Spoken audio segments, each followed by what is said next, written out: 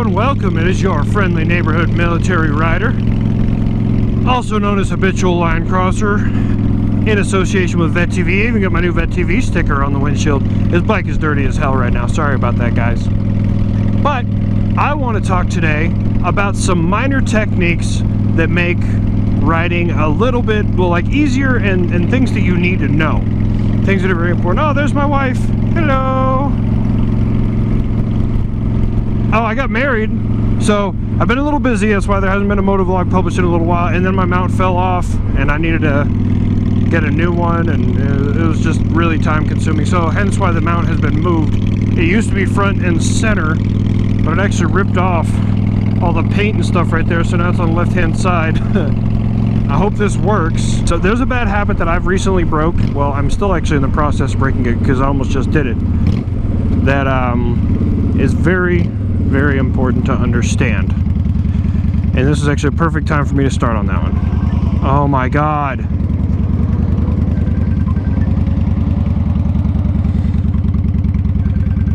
It's a Facebook fucking phone call. I'm not answering a Facebook phone call right now. Hold on. Let me see who it is. It's probably the fucking Vet TV guys. I don't have time right now, guys. Literally in the middle of doing a motovlog. One of the things that I've been doing pretty much my entire time I've been riding a motorcycle, which has been a serious problem, and I didn't realize it was a serious problem until it went bad. Okay? So my bike, again, very heavy motorcycle. For the longest time, I used my back three fingers to grab the brake, and my pointer finger stayed on the throttle. And I thought that was the way you were supposed to. And this is the thing, if you don't tell me why I'm doing something, I'm not going to listen to you if it goes against what I know. I'm sorry, like, you better explain shit to me.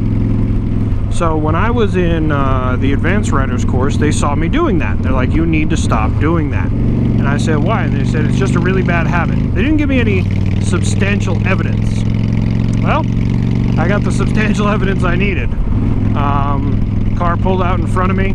And so for a motorcycle, for those of you who don't know, 80% of your stopping power, well, okay, there are differing reports. Sometimes it's 80%, sometimes it's 70%, I've even heard 60%. But anyways, the majority of your stopping power on a bike is your front brake, your front tire, because all the weight of the bike shifts forward when you go to stop. So it's most of your stopping force is right there. Well, car pulled out in front of me. I laid into the brakes real hard with that bad habit, them three fingers, like I told you. And while I didn't die and I didn't crash, I pinched the living out of my pointer finger between the brake and the throttle. But here's the part, I couldn't let go. I couldn't let off the brakes because I was still in fear of dying. So for a couple of seconds, I just smashed the living out of my finger in between my throttle, the vroom vroom stick, and my brake on the right handlebar. So you're encouraged while you're in the advanced riders course to you can use 2 or 3 fingers and then just leave your pinky on the throttle. But most brakes and clutches curve out, and when they curve out, you can pretty much have that thing touching the handle, which it shouldn't. That's really, really bad.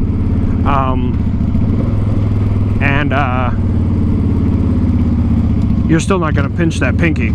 You ever notice like a bike will crack the throttle in between gears? That's called rev matching. It puts less whip on your drivetrain, and it keeps your bike from locking up the rear end. It's called rev matching. So what you do is you'll pull in the clutch, and then when you go to downshift, you just hit the throttle one time to get your RPMs up, and then you let out the throttle, and that makes it a smoother transition so you can use your gears to slow yourself down. It's called rev matching. That's all you're doing.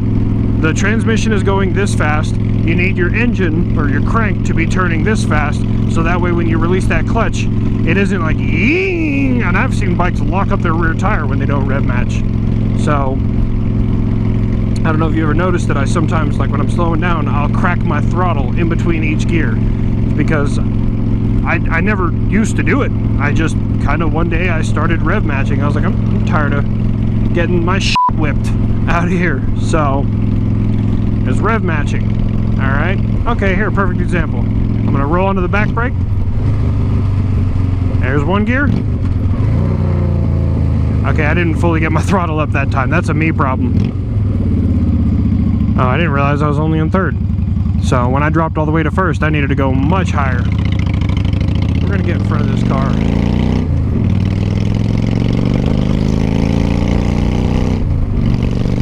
God fucking bless America.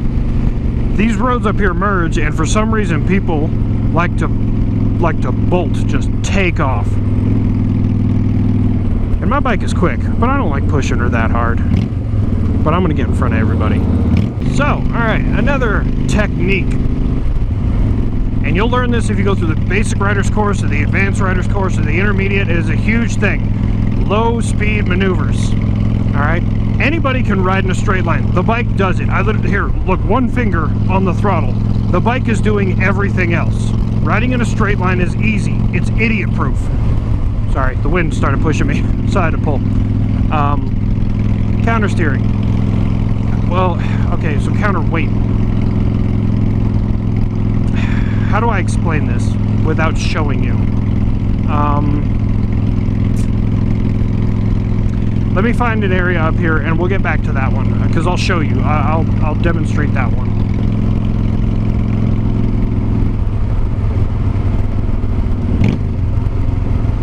See, that was a perfect rev match right there.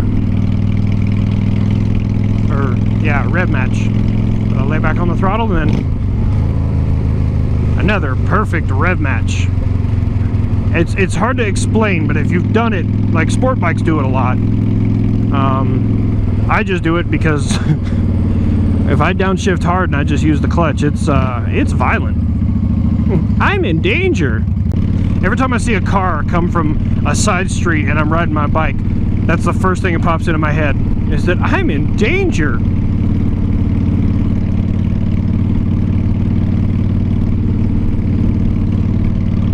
Yep, right, that one right there doesn't want to wait. Impatient mother dude. Because apparently, I don't know if you guys are aware of this, but when it comes to four-wheel vehicles, my life is worth them getting there 5 minutes earlier. That's exactly what my life is worth to them. Next topic. I don't know what it's called. I can't remember exactly what it's called off the top of my head. But corner braking. Like, everyone knows you brake before you go into the corner and then you accelerate out. I mean, anyone who's ridden a bike longer than a day will tell you, hey, don't brake in a corner. That is true, but also false. Okay? In an emergency, now you can't put a lot on it, but you can drag the rear brake to get yourself a little, it's not much, it's a marginal amount, but sometimes when we go into a corner too hard, we need to drag that rear brake. But remember, and I've talked about this in previous videos, your tires only have so much traction, okay? I am connected to the ground by about two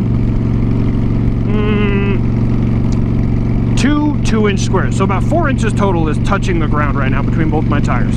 That is how my bike is staying upright. So with that, when you're dragging that rear brake, you're reducing the amount of friction you have in reserve for your tires to use, which will slightly increase the chances that you're going to start skidding. Now, if you skid a rear tire, most of the time it's just, hey, let go of the brake and then let the bike straighten herself back up, as long as you're quick about it. If you start dragging the rear brake and you start skidding in a turn, oh, vaya con Dios. I'll do it to a scooter. Yep, I just did the bike salute to a scooter again. I'm so ashamed. I'm gonna just crash. Time to crash. What am I gonna crash into around here that I just want something hard that'll kill me right off the rip? Wooden fence, no. Ooh, that wall would have been nice. House. I gotta get through a fence to get to that house. I might survive that. I will find something hard for me to hit, because I just, oh god, I gave like the biker gesture of good faith to a guy on a scooter. Because as he got closer, and this is gonna piss off the Grom guys. At first I was like, oh, it's a scooter, I'm not gonna pay attention. And then as he got closer, it's like, oh, that might be a Grom. Whoever decided to put a Grom looking headlight on the front of a frickin' Vespa, you are a special type of evil. But anyways, so dragging the rear brake, remember you have a finite amount of traction. Okay, it's based on weather conditions, it's based on the weight of your bike, it's based on the amalgamation of the type of rubber in your tires, you know, G-rated, Z-rated, R-rated, you name it, right? Those are also speed ratings too, but anyways, I digress. So you can drag the rear brake in a corner to slow yourself down just a little bit more, so that way you can maintain control of the vehicle. Because there is nothing worse, and I have had this happen to me 4 times. There is nothing worse than going into a corner, starting to lean your bike, and realizing you're going too fast, and you cannot lean enough. It's happened to me on this bike.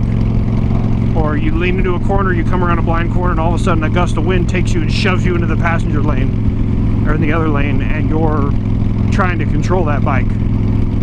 These are those oh shit moments where you just have to pull over, you know, have a little conversation with God, whoever your deity is, Odin, Jesus Christ, Yahweh, pick your deity. You need to have a conversation with them because they just came in clutch. All right. Jesus Christ up there himself is sitting there looking at you going, hey guys, hey, Matthew, Peter, check this out. I'm about to clutch this. You know, that's their version of Call of Duty, is saving us from ourselves. God, I hope I don't piss off a whole bunch of religious people with that joke. I think that joke was in good taste, personally. And for those of you who've never ridden a bike, you're like, well, why can't you brake in a corner?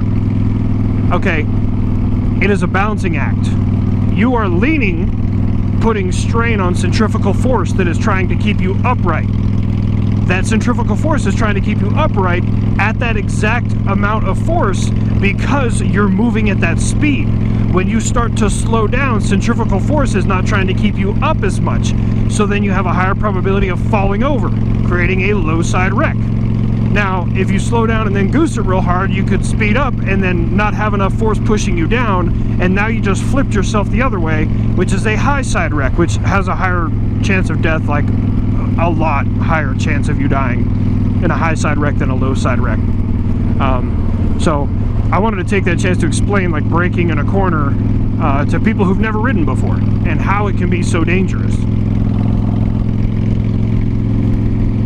You can do it in extreme circumstances, but every biker has been in a corner. Well, everyone who's ridden for longer than probably a couple years has been in a corner, and as they enter that corner, they have that like shot of adrenaline hit them straight in the chest, and like, fuck, I'm going too fast.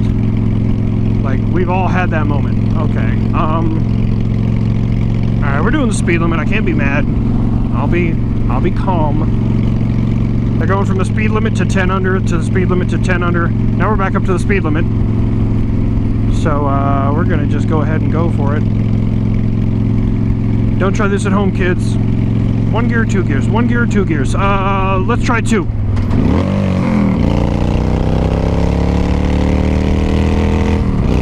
Two gears was too many.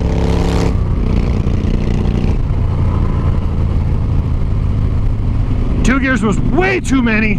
All right, the next corner I come to, I'm going to take it a little fast, and I'm going to drag the rear brake as I pull through it, depending on the corner. All right, so we'll drag the brake coming through here. This is a small corner, but I can kind of explain it. So you initiate the corner, you're going a little quick, so you roll off the throttle and just touch the brake, and you can see it starts to bring you over. This corner is a bad corner to use as an example, but if you initiate the brake, then centrifugal force is going to start doing its job a little bit better. So that's all rear brake. That's all that is, okay?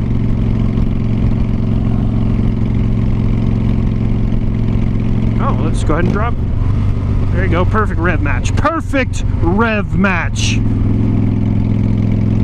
Ooh, what is that? Is that a Camaro? No, yes, no, that's a Mach 1. Oh shit, that's a Mach 1. That's gorgeous. Whew, that was a pretty Mach 1. That deep blue with the metallic flake, oh, that was gorgeous.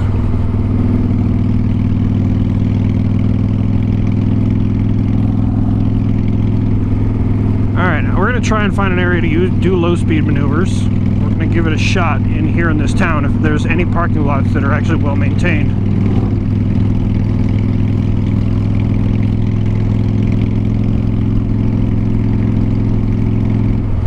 Okay, maybe the,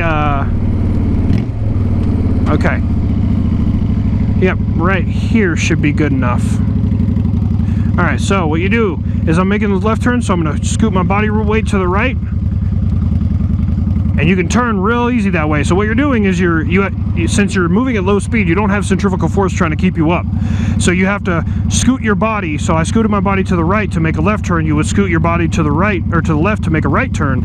You're counterbalancing the bike and keeping it upright without the help of centrifugal force.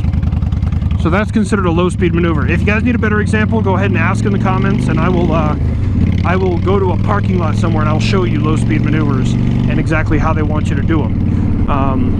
I was kind of scared to do it there because there was some gravel in that parking lot, so a low-speed maneuver is a quick way to just put your bike down. Because anybody, like I said, anyone can ride in a straight line. It's hard to do low-speed maneuvers because you have to counterbalance the bike. You have to know what you're doing. And to pass the basic rider's course or the advanced rider's course or the intermediate rider's course, you have to be able to perform low-speed maneuvers. And it's not like it used to be where it's like, oh, there's some cones, I gotta drive through these cones at this speed with one hand because I'm an advanced rider. The old advanced riders courses were dumb. They were stupid. Oh, here we go, another little trick that you can do on actually any bike. I have no upgrades in my transmission. Hashtag no clutch gang. Watch, no clutch. There you go.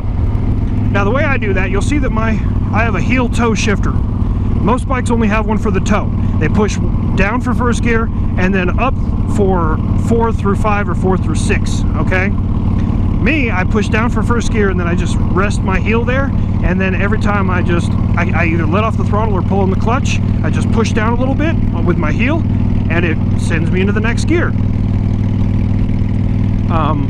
After owning a bike with a heel and toe shifter, I will never own another bike without a heel shifter. At first it's a little weird to get used to, but it is the easiest thing to use. Once you get used to it, it is super convenient. Because I just, like right now, I got my body weight, like just a little bit, maybe a few pounds of my leg, just resting on that heel shifter, and all I gotta do, and you can do this is called slip shifting. Truckers do this to get through all 13 of their gears. Here, let me downshift, because you can do a downshift too. Just, I'll push down on the toe, like the toe to go down one gear, it won't pop out of gear. I let off the throttle real quick, and I'm in a lower gear. So all I do is just apply pressure, and as soon as I let off the throttle, it'll go pop, and then I'm back on the throttle. And I'm in a lower gear. So when I want to go up, I just rest my heel, and then all I do is just roll off the throttle, and then my heel drops, I'm in the next gear, and we're golden. I just pinched my finger in my visor. I gotta be tough to be a motorcycle rider. I don't know, I've kind of run out of shit to say. Okay, let's see what else we got. We've gone over rev matching, we've gone over proper braking, we've gone over dragging the brake in a corner, we've gone over slip shifting, low speed maneuvers. Let's see, what else do we got? I don't know, a lot of riding a motorcycle is trial and error and knowing what's a good situation and a bad situation. Like, okay, example, I was on the highway very recently, and in the left lane there was a car that was doing slightly over the speed limit to my left. I was in the right lane, there was no cars in front of me. Behind the car on my left was a guy with some serious small pee-pee energy in a lifted truck who wanted to do way faster than him. Now, should the guy have been in the left lane? No, he shouldn't have. There should have been no reason he's in the left lane just doing slightly over the speed limit. But, and then I looked behind me and there was a semi from ABF, I think, closing the gap on me. So semi behind me trying to go faster than I am, truck behind the vehicle to my left trying to go faster than I am, and me and this vehicle next to me are the only ones blocking their way. Well, I dropped a gear and I opened her wide up. I took her up to like 95 miles an hour to get myself out of that situation. And once I was clear of that group, the pickup truck was able to come past me, the semi was able to come past me, and I was able to continue to move at the speed that I wanted to move. I saw that bad situation coming. I was like, okay, I could be taken out by this pickup truck trying to squeeze by, I could be taken out by the semi behind me trying to squeeze by, or this car next to me, when I'm in their blind spot, decide to just come on over to get out of the way of everybody else. That was like a trifecta of bad situations. I'm about to head back to the house. I gotta get some go-go juice and I'm gonna go ahead and call it. So, as always, ladies and gentlemen, keep the rubber side down, the shiny side up. This is your friendly neighborhood military rider signing off. Peace. Just once I'd like to come through Old Mesilla at the right speed limit, 35 mile an hour road. I'm gonna zoom way in. Everyone see we're doing 25! 10 under! Look at this. Here, let's look at the sign. What is, holy shit! It's 35!